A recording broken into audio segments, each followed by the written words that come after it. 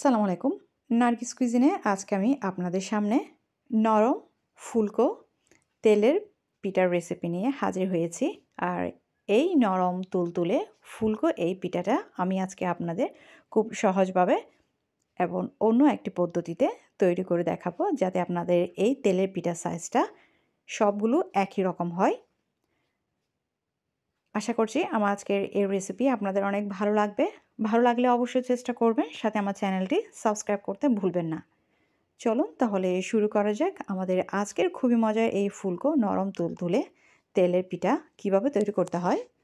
সাধারণ একটি রেসিপিতে যদি আমরা একটু নতুনত্ব নিয়ে আসি, বা এই রেসিপির মধ্যে যদি আমরা নতুন কিছু অ্যাড করি এবং এর রেসিপিটা বানানোর পদ্ধতিটা যদি আমরা একটু অন্যভাবে তৈরি করে থাকি, তাহলে আমাদের সবার খুবই ভালো লাগবে। আমি আজকে এই রেসিপিতে সেটা নিয়ে আসার চেষ্টা করেছি। আশা করছি আপনাদের খুব ভালো লাগবে। ভালো লাগলে অবশ্যই চেষ্টা করবেন। সাথে আমি আজকে এই পোয়া পিঠা যেভাবে বানিয়েছি ওইভাবে যদি আপনারা বানান, তাহলে আপনাদের সব পিঠার সাইজ একই রকম হবে।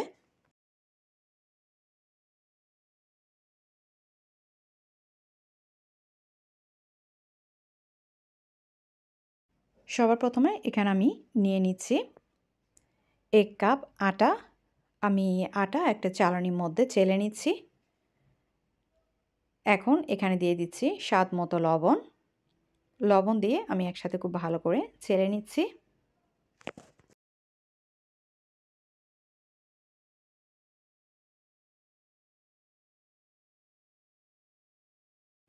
ছেলে নেওয়া হয়ে গেলে এই শুকনো উপকরণ আমি একপাশে রেখে দিচ্ছি। এখন চুলায় আমি একটি ফ্রাই প্যান বসিয়ে দিয়েছি। এখন এখানে আমি দিয়ে দিচ্ছি 1 কাপ পানি, সাথে দিয়ে দিচ্ছি হাফ কাপ চিনি। তবে চিনিটা আপনাদের স্বাদ অনুযায়ী বাড়িয়ে বা কমিয়ে দিতে পারবেন। আমি এখানে একটি এলাচ দিয়ে দিচ্ছি। এলাচের মুখটা আমি ফেটিয়ে দিচ্ছি।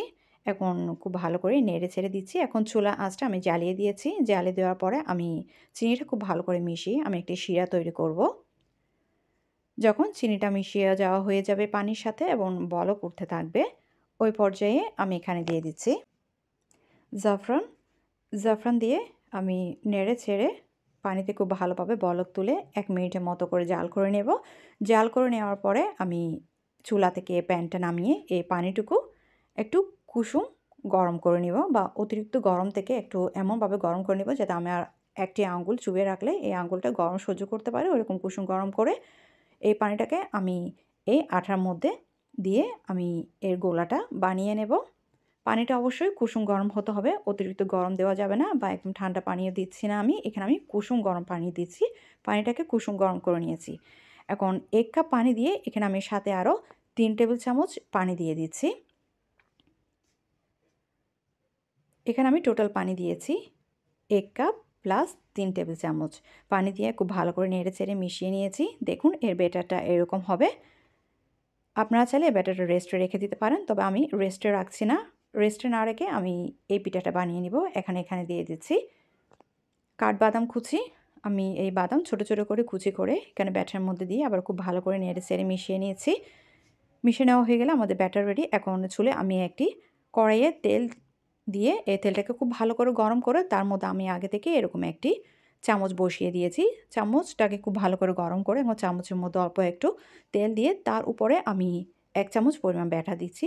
তবে এই চামচে পুরোপুরি ব্যাটার দেওয়া যাবে না, চামচের একটু কম ব্যাটার দিয়ে আমি চামচটাকে তেলের ভিতর চুবিয়ে দিয়েছি। এটা আপনা আপনি ফুলে চামচ থেকে আলাদা হয়ে যাবে।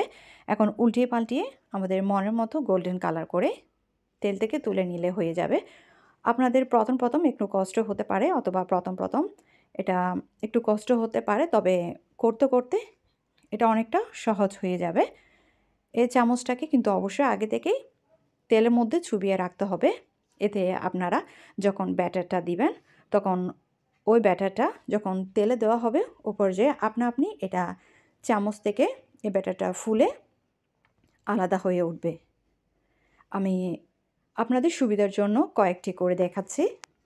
আমি এখানে গোল 1টি চামচ ব্যবহার করছি, তবে আপনারা চাইলে 2-3টা চামচ এখানে একসাথে ব্যবহার করতে পারেন। তবে এক্ষেত্রে 2-3টা পিঠা একসাথে করে ফেলতে পারবেন।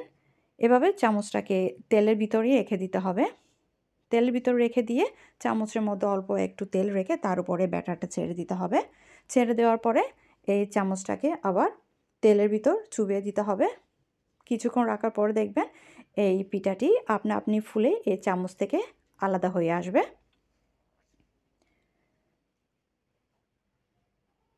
এই নাস্তাটি করতে করতে অনেকটা সহজ হয়ে যাবে। চুলা আঁচটা আমি মাঝারিতে রেখেছি এবং এভাবে করে সব পিঠা বানিয়ে উল্টিয়ে পাল্টিয়ে একটু গোল্ডেন কালার অথবা মনের মতো কালার করে চুলা থেকে তুলে নিতে হবে।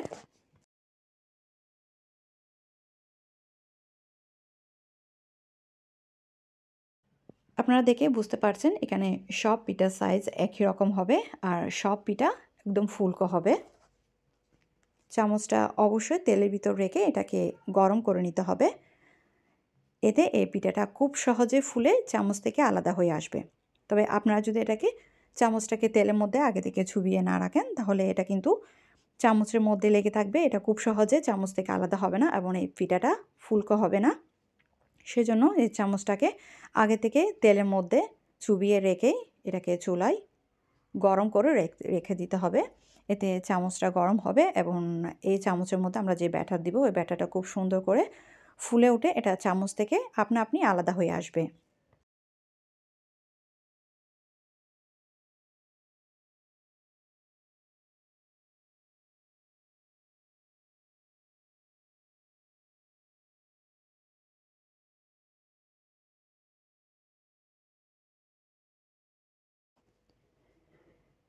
এভাবে একটু সময় নিয়ে এই পিঠাগুলো বানিয়ে নিতে হবে। এখন এভাবে করে আমি সব পিঠাগুলো বানিয়ে চুলা আঁচটা মাঝারিতে রেখে উল্টিয়ে পাল্টিয়ে একটু গোল্ডেন কালার করে ভেজে তুলে নিব।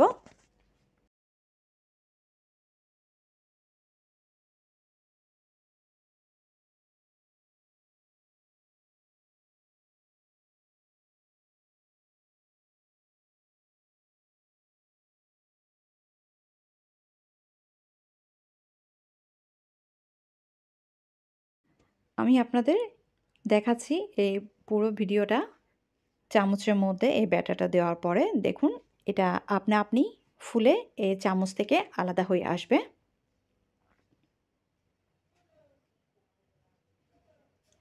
প্রথম হয়তো অনেকে কষ্ট হতে পারে কিন্তু করতে করতে এটা দেখবেন খুব সহজ হয়ে যাবে এবং এই পিঠাটা খুব সহজে চামচ থেকে ফুলে আপনা আপনি এভাবে আলাদা হয়ে আসবে।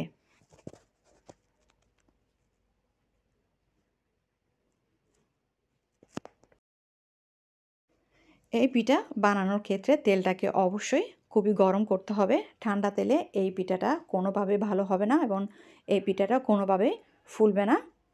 এটা চ্যাপ্টা হয়ে থাকবে। তাই এই পিঠা বানানোর ক্ষেত্রে তেলটাকে অবশ্যই খুবই ভালো করে গরম করতে হবে এবং আপনারা যদি এই পিঠার সব সাইজগুলোকে একই করতে চান তাহলে এই পদ্ধতিটা অবলম্বন করতে পারেন। তবে আমি যেভাবে করছি এভাবে ছাড়াও কিন্তু এই তেলের পিঠাটা তৈরি করা যায়। তবে এভাবে করলে সব পিঠার সাইজ একই রকম হবে। এখন এভাবে করে আমি সব পিঠাগুলো বানিয়ে নিয়েছি। দেখুন এই পিঠাগুলো কত ফুলকো এবং নরম হয়েছে। আমি আপনাদের একটি পিঠা তুলে দেখাচ্ছি এটা কতটা সফট হয়েছে। আশা করছি আমার আজকের এই তেলের নরম ফুলকো মালপোয়া রেসিপি আপনাদের অনেক ভালো লেগেছে। ভালো লাগলে অবশ্যই চেষ্টা করবেন। সাথে আমার চ্যানেলটি সাবস্ক্রাইব করতে ভুলবেন না। পরবর্তী রেসিপিগুলো দেখার নিমন্ত্রণ জানিয়ে আমি এখানে শেষ করছি। আল্লাহ হাফেজ।